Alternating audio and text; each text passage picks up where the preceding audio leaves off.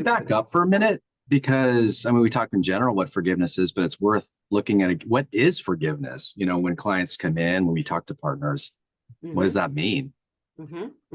So what would you say, Dan?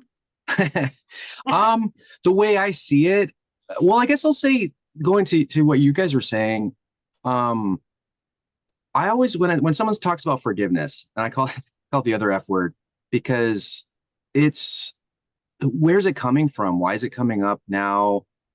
And I don't know what you all would say. Many cases, it's not coming from the person directly. It may be because of their faith system or because their addicted spouse or the addicted person is the one that's pushing it. So to me, in that case, forgiveness would mean like move on to a new, forget it, move on to something new. That's what I hear it as sometimes. That's not how I see forgiveness myself. So I know we can talk more about that now if that's, you guys want to talk more about that? I sometimes think about forgiveness from a perspective of an energy system.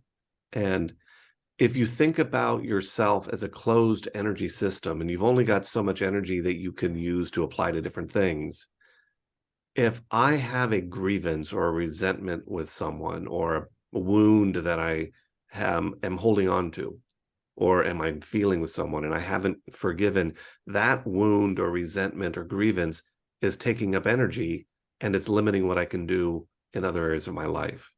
And if I go through a process of forgiveness from an energy perspective, I'm choosing to take the energy away from whatever that particular thing is so that it's available to me to use in other areas of my life. I go into forgiveness as a way to acknowledge the pain, hope, especially if there's been a regret and remorse, amends, to acknowledge that happened, the person regrets it. And so now I'm working towards letting that be, but it's not an acceptance or an agreement with what happened. And so not that it takes up energy, but I still might forgive someone, but still have my boundaries in place about how I choose to interact or not interact. And so when you say that, Tim, I'm like, with my version of it, would you say that takes up my energy? And in my world, I would say that doesn't take energy. It's just I'm going to hold some distance there and continue on my way. I don't know if my way and your way, would you say that matches what you're saying? I think that they can fit. I mean, I will also say, in my humble opinion, one of the stupidest phrases that we have ever come up with is forgive and forget. Yeah. Because, if somebody has harmed you, or if you are feeling that impact of somebody, forgiving them doesn't mean, oh, I'm going to forget that happened, because then you're setting yourself up to let it happen again. I really like forgive and remember. And so when I think about that, it's a very different, again, if I'm just going with an energy model, I don't always go with an energy model, but I am today. But if I'm going from an energy model, the energy that's associated with what I'm holding on to as far as the wound is a very different experience than the kind of energy of just sort of acknowledging an ongoing boundary or an awareness of a potential impact. Well, I think this is part of the challenge and the problem is that, let's say somebody harms me and I am upset, I'm hurt, I'm angry, and I say, okay, but I just want to let it go.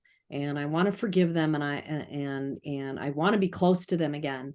So I might have that intention, or I might have that desire, but we all know that with trauma lives in a very different part of the brain. And so on the one side, I might have the intent to do this, but as soon as there's any kind of trigger or any kind of remembrance of the harm, of the hurt, and my brain goes, oh, here we are again, I most likely am going to act and react in a way that does not show that I've forgiven that person, even though I would have liked to.